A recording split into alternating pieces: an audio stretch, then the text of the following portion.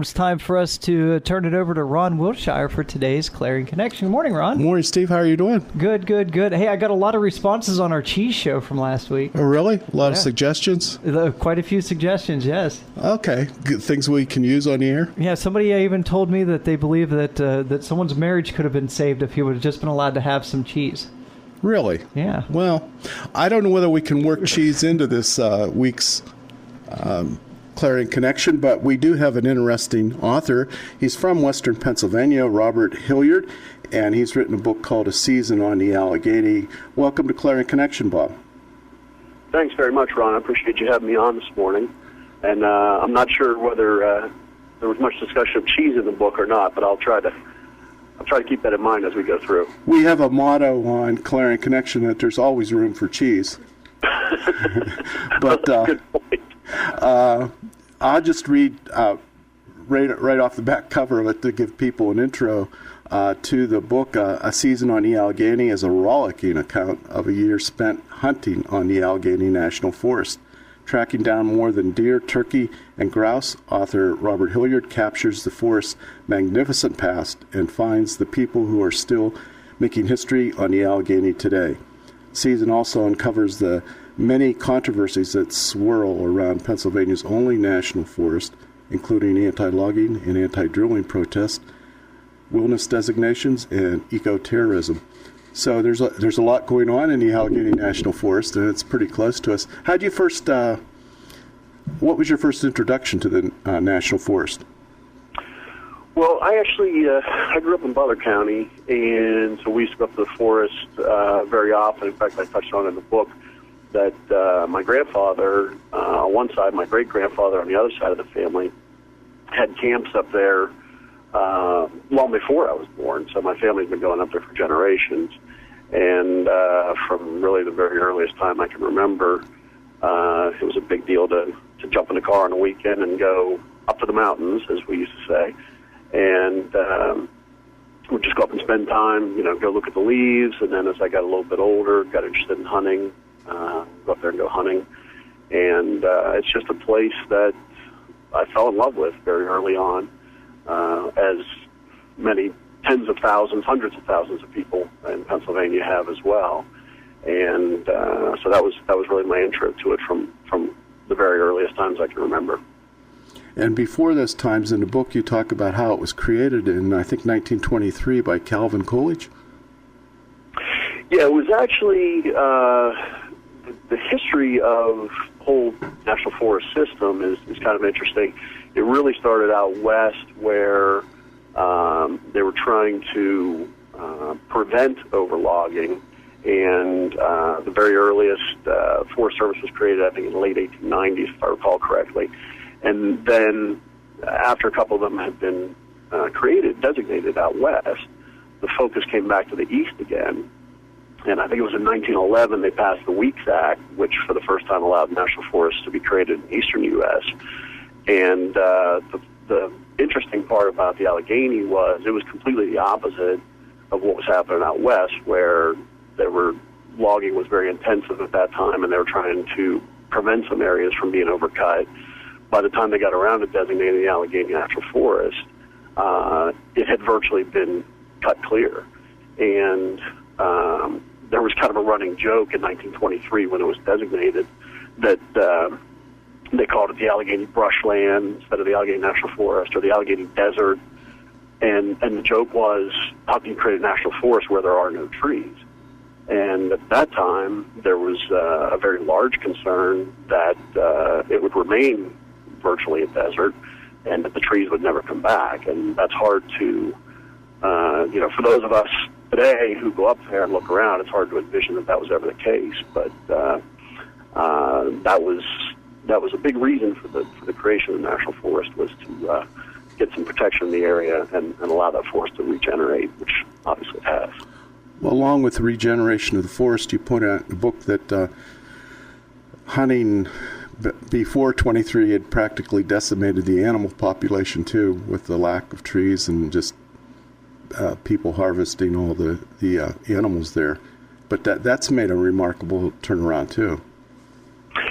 Yeah, it's the the whole story, not just of the Allegheny National Forest, but really all of Pennsylvania, how things have rebounded from 110 years ago or whatever it was, is really one of the more remarkable stories in conservation. And as I said, there was virtually not a tree in the early 1920s in that area, and as a result, and some of the other things that came with that were annual fires, and these were fires that covered tens of thousands of acres because they just had these piles of brush that were left behind from the timber harvest.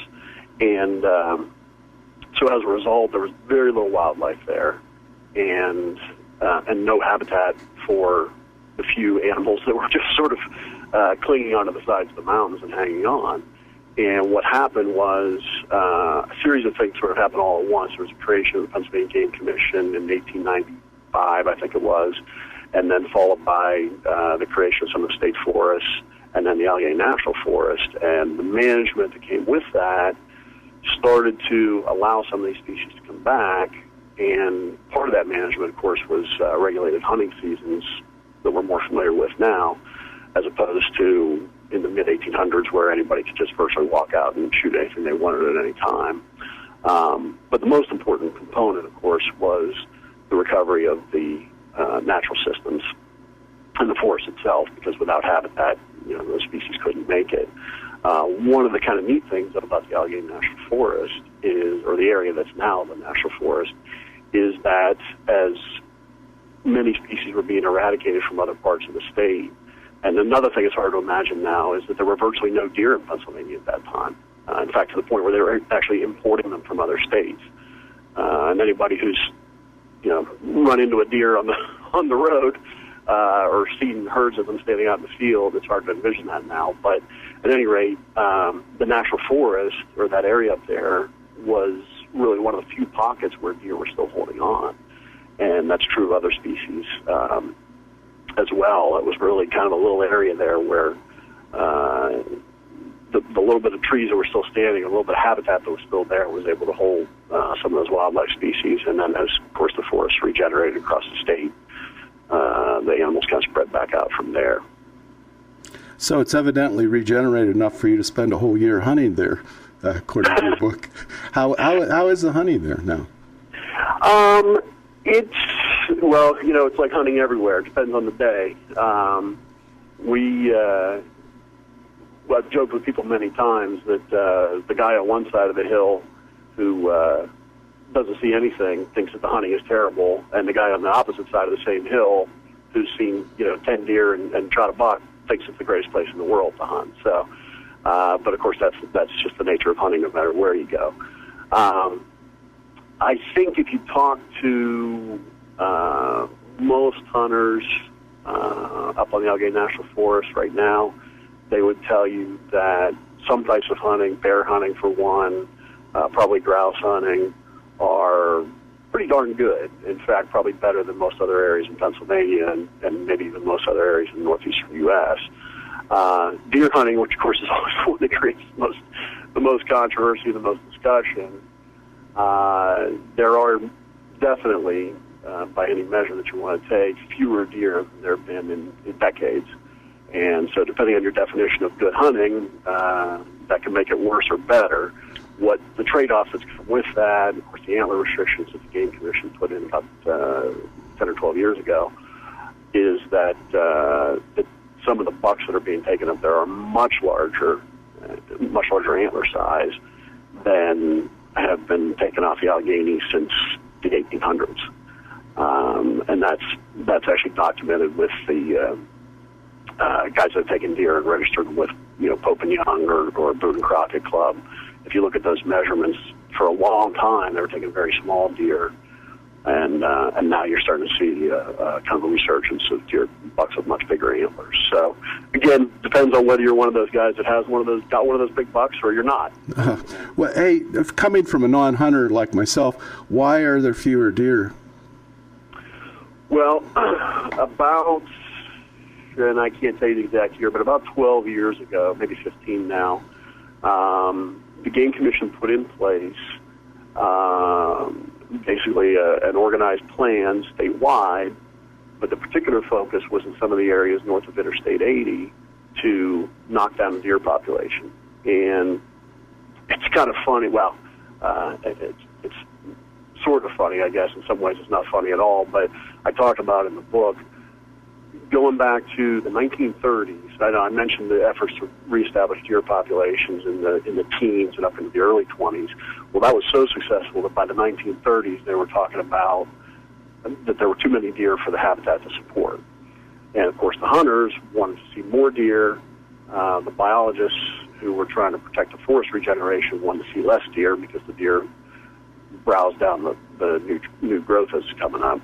And the maybe not so funny part is that same controversy is still going on 70 years later. Do we want to have less deer or more deer? But anyway, the Game Commission did put in a restructured deer hunting program, and antlerless deer, the number of licenses they allocated went up. And the idea was to try and knock down the deer population, to let the forest regeneration happen in a more natural way without the deer wiping out everything that started to grow. And then once that forest, now I'm talking now in the 2000s, not 80 years ago, but once the forest regeneration started coming back a little bit more, then they could raise that allocation a little bit, or I should say lower the allocation, raise the population of deer a little bit, and allow more deer to be in the area.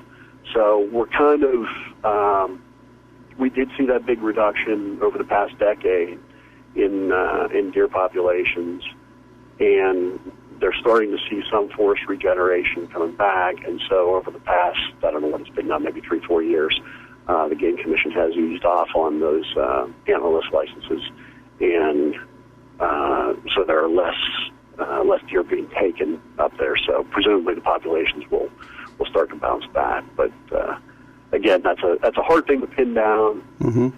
You know, you're talking about millions of acres across the whole state of Pennsylvania, 500,000 acres in the Allegheny National Forest alone, and a lot of times you just have that anecdotal evidence of, again, the guy on one side of the mountain who didn't see any deer and the guy on the other side who saw lots. So. Did you ever think in your wildest imagination a government shutdown could close the forest, as it did partially this year?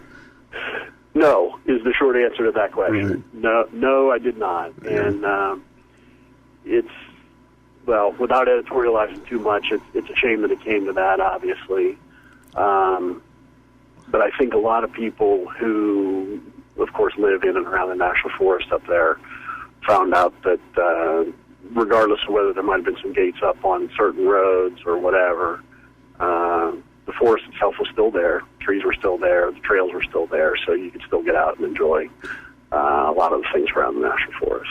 I thought it was interesting, though, that some of the total impact of the forest might have been felt when, you know, you read stories about they had to cancel some bigger events up there because of the closing, and it's as your book says, it is much more than trees up there.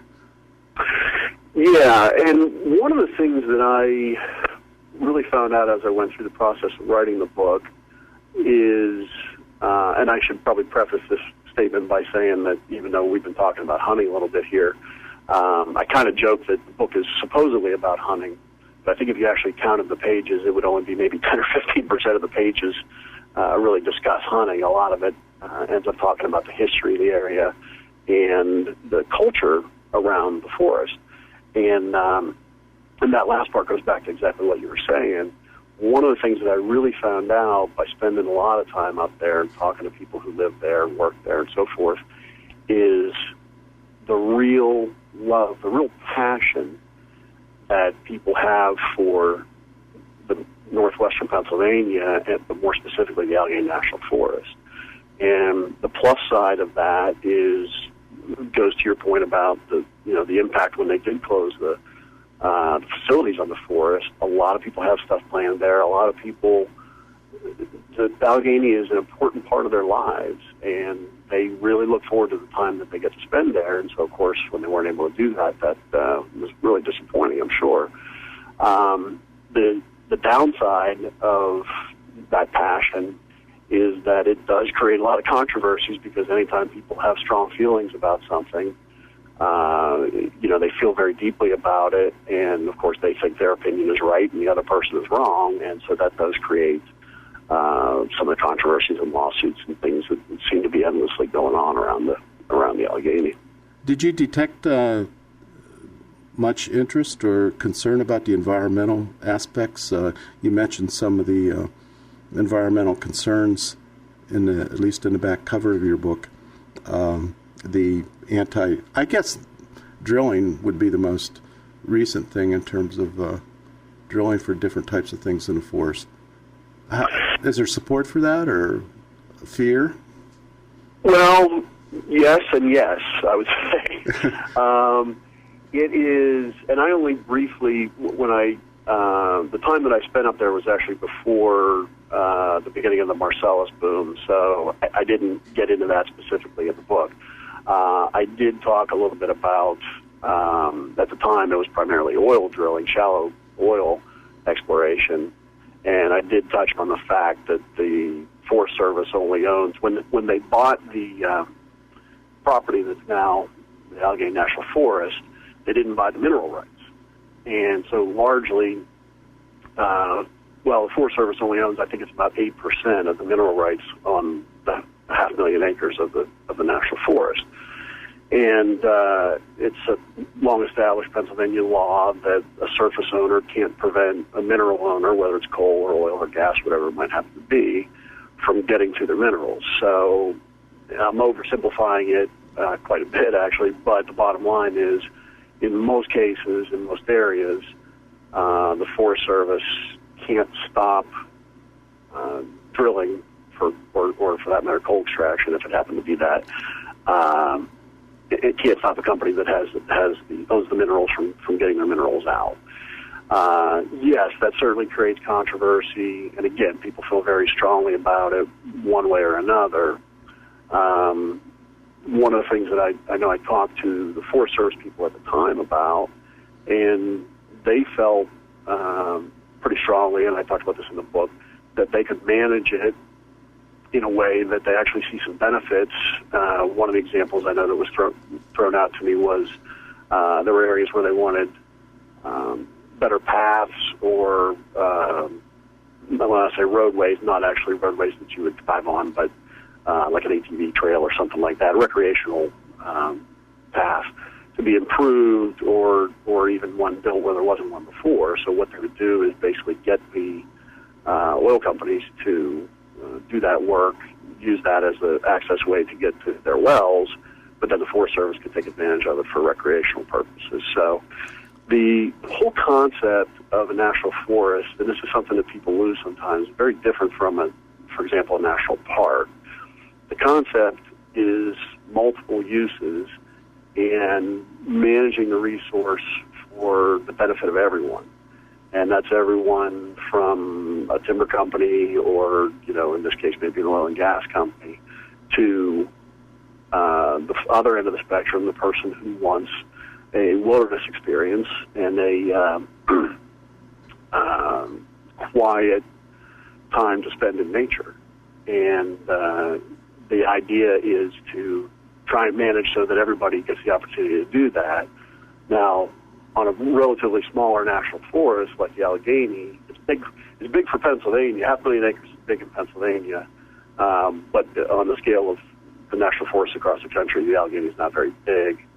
And of course, because it is a little bit smaller, it gets diced up a little bit more. And the opportunity to have those experiences or to manage for those experiences, if you're the Forest Service, it gets a little trickier because you got people bumping elbows that don't necessarily want to be bumping elbows. You mentioned there's a lot of hunter-based conservation groups on the national forests, that things like the Ruffled Grouse Society, National Wild Turkey Federation, and Pheasants Forever. And do you want to talk a little bit about, in our remaining minutes, about the impact they've had on the growth of the forest? Sure, absolutely. You asked a second ago if there was a lot of concern about the environment and the ecology of the forest. And the unquestioned answer to that is yes. And one of the ways, and again, as I said, some of that concern was expressed in, for example, lawsuits to try and stop timber cutting or some of the controversies that you're seeing now over drilling.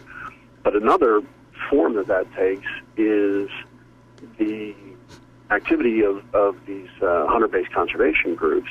And these are people who I really have a lot of admiration for, because instead of just sort of griping about one thing or another, they really dived in with head first and tried to make things happen up there. And they've actually partnered with the Forest Service in a lot of cases to generate habitat that benefits a variety of species. And an example I'll use is, I'll pick the Rough Grouse Society.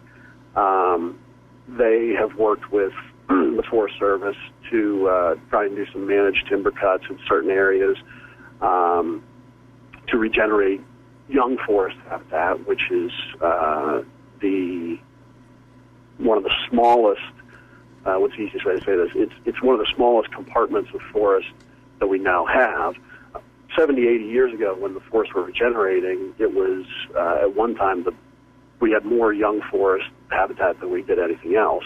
Now, as the forest has matured, we have relatively small pockets of young forest because we don't allow forest fires to sweep through anymore. And, of course, timber cutting is very tightly regulated.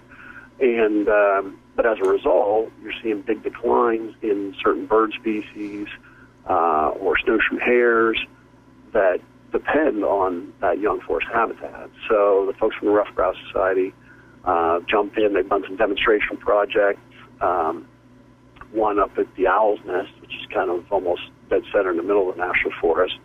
I think another one up at the Laurel Mill Ski Area, which is outside of Ridgeway. And they are partnering to generate this habitat that allows, of course, the species that they're interested in, which is the rough grouse, and which, by the way, is a Pennsylvania state bird, just for the record. And but it also benefits other species that are non-game species, like golden-winged warblers and some of the other warbler species that need those young forests as part of their life cycle. So it's all part of the important work that hunter-based conservation groups do. This has really been interesting. We're going to have to wrap up now, but I have probably the most important question for an author appearing on these types of radio shows. A Season on Allegheny by Robert Hilliard. How do you pick up a copy? Well, you should be able to get it at most bookstores. The easiest way, of course, in this day and age is just jump on Amazon or BarnesandNoble.com, and it's available there. I know the Tionesta Visitor Center in Tionesta, or Forest County Visitor Center, in Tionesta has copies available, as does the Forest Service offices around the National Forest.